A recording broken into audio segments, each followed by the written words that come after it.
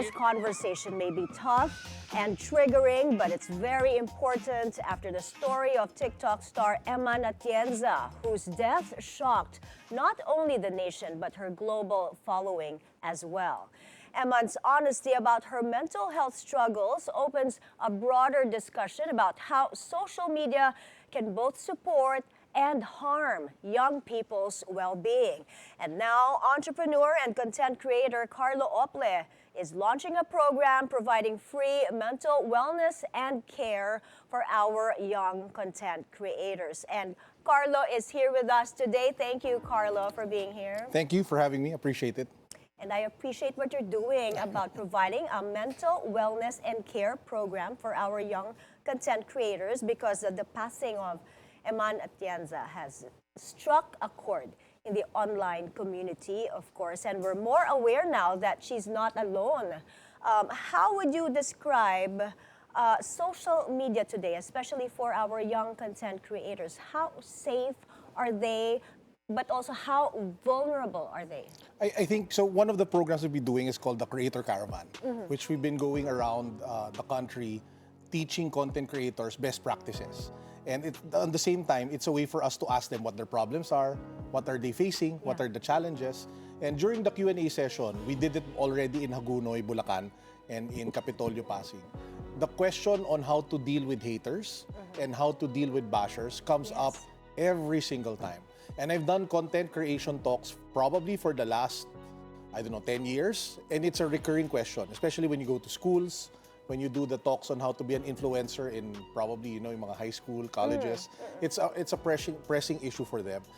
The problem kasi with social media is if you are not ready to deal with haters, if you're not ready to deal with negativity, then it takes a heavier toll on you. So for example, I became a content creator when I was already in my mid-30s. So it was not an issue kasi binugbog na ako ng buhay. So, you are well equipped by then. Oh yes, we've gone through so many things in life already. We've had our ups and downs, we've had our heartbreaks, we've had bullies, we've had controversies thrown at us. So by that time, an anonymous comment doesn't really hold too much bearing. But the problem is, if you are a young creator, you are not equipped. It is a different story, diba? Exactly, If you're a teen, especially. And teens now can be overnight sensations, diba? And without the proper guidance, training, support, and maybe an avenue to talk to, that's where, situations like this can come up. And that's what prompted us to take a look at how can we help and how can we support Filipino creators. Because if you ask a lot of young people what they want to be when they grow up, a lot of them say they want to be content creators. Oo nga. A lot of them say they want to be on YouTube, they want to be on TikTok. And yet, the support that is given to them outside of like promotions and becoming famous, but more on the mental wellness support, is not really there. And that's why that's what we want to address by expanding the Creator Caravan. So the problem with the caravan is we can only go to certain places at one time. Diba? We can go to one place, talk to ex-creators, one place, talk to ex-creators. So we were thinking of coming up with a support line that content creators can reach out to if ever they're having difficulties dealing with bashers or haters. So that's already in the works. We're still finalizing, and the pen is not yet on the paper with the partner that we have. But what date are you targeting as to early as the next start week. of? As early as next week. So this caravan is intended to go not only in Luzon, but eventually. The caravan is ongoing and will keep on going until I run out of places to go to, because that's like part of our mission to equip the next generation of content creators. And as long creators. as you have the funds, no? Yes, but specifically for the mental wellness program, it will be an online place or channel where you can reach out if you're a content creator, if you need support, if you need help, if you need to set up a call with a professional therapist. The first layer, the first aid part of it will be free. So kunyari kung content creator ka, tas nahihirapan ka to deal with the basher, to deal with people hating on you. Let's say you posted something wrong and suddenly you're the victim of being canceled. Diba, who do you talk to? How do you get help? At in those situations, you need professional support. You need professional help. Kasi if you go to a friend who's not equipped to either empower you or to listen to you, you might not get the help that you need. But if you get professional help, which I think we should really take away the stigma. Diba? Kasi some people still think na parang mental illness or mental wellness is like some sort of weakness na that should be, looked down on. It's not. Everybody deals with it every day. And professionalizing the support and the care for it is something that we should really look into. Kasi lives are at stake, as we've seen here. Yeah. And cyberbullying also and online hate being canceled happens more and more these days. Yes, ano? exactly. And it's very alarming. And Emma's story also reminds us to be careful when giving hasty judgments. And we are also in a hyper-connected world that has both pros and cons. It can be a safe space where you connect with a lot of people, but also there's online hate, diba? Cyberbullies. So, ano ang foremost advice mo that you give to those asking, how do you deal with the haters? Yes.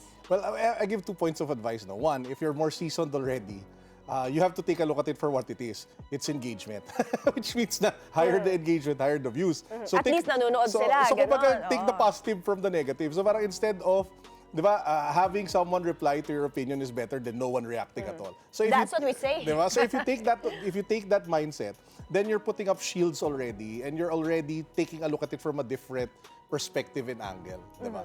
So, ayun yung number one advice that I give. Kasi it means na you're actually getting traction, di ba? Na you're actually getting, kumbaga, your opinion is resonating with either pros or cons to whatever it is. But for a young mind, yung wala pang shield na ganon, hindi pa equipped to filter all those hate comments. Ako, Pwede nang ang gawin? suggestion ko talaga, if it's a minor, it should be with guidance of their parents. And when I say guidance with their parents, either you turn off the comments so that the child or the content creator is protected. And we've seen that happen already. There's a international creator, si Outdoor Boys, or si Outdoor Tom.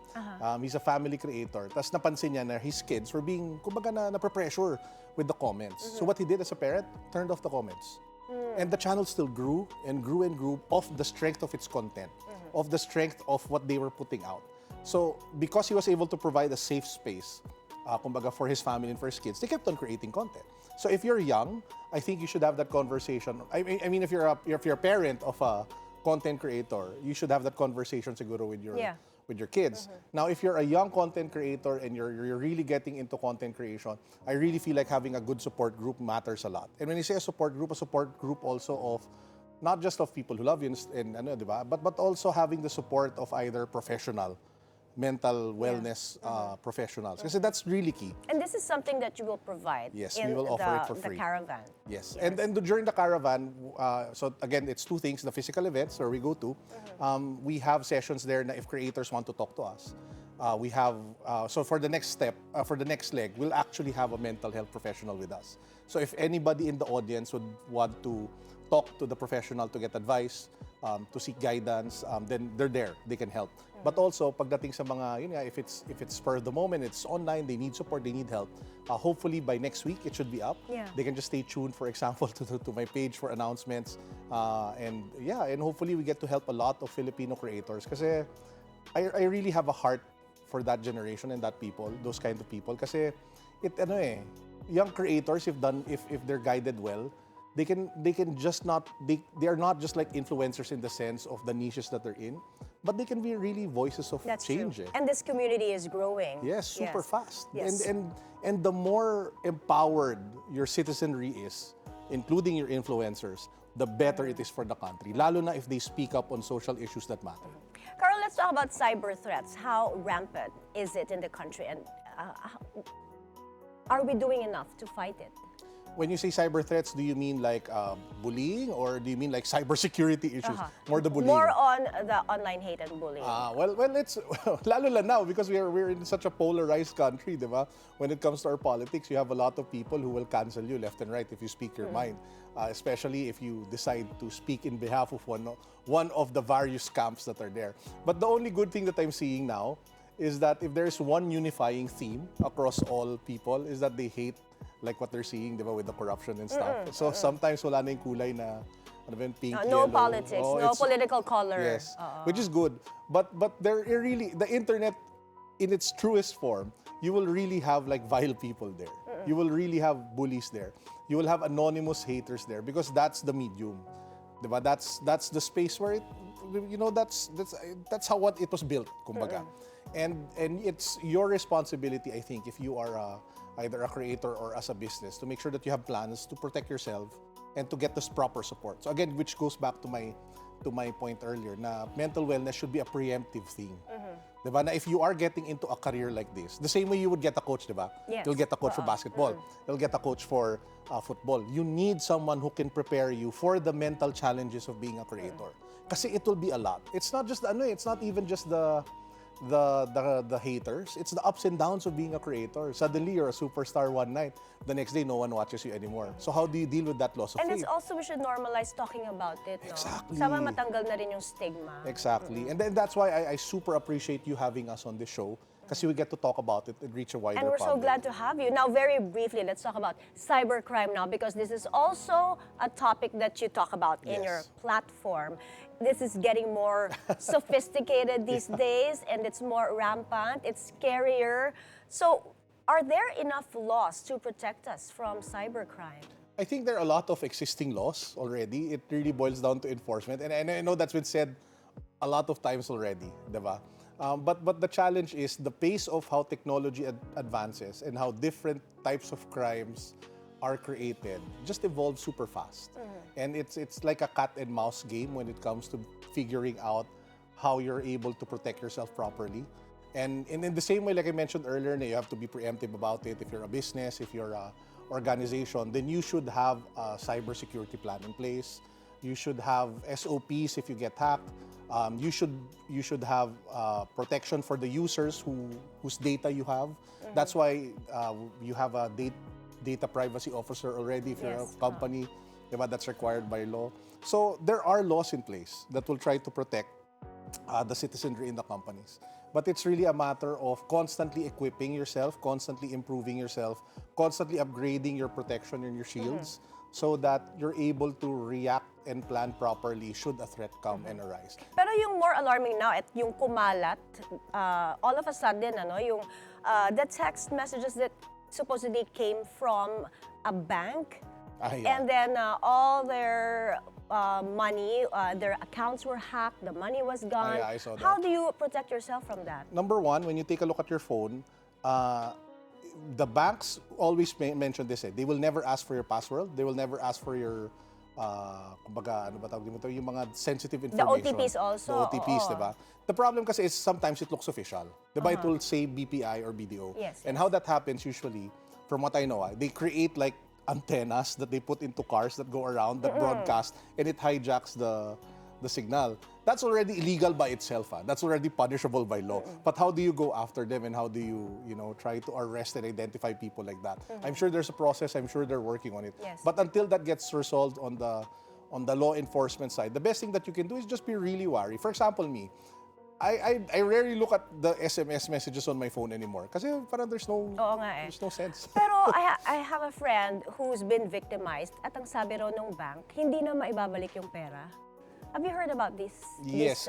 These Yes, measures I've heard stuff like that in the past. I think the best thing that they can do is to really file an appeal.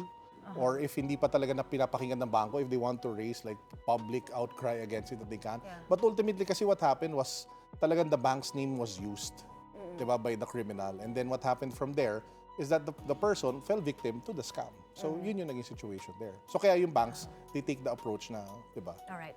I wish we had more time, Carlo, same but here. thank you so much for being with us today. And I hope how do people reach out to you for that mental health caravan? Just take a look at my Facebook page. If there are any brands who want to support, we're very much welcome to having them on board. Kasi the initial funding will be through me and my organization. But what I want to do is to make sure that it lasts a long Okay. time. Yes, I hope you get all the support you need. Thank you. Thank you again for being with us today.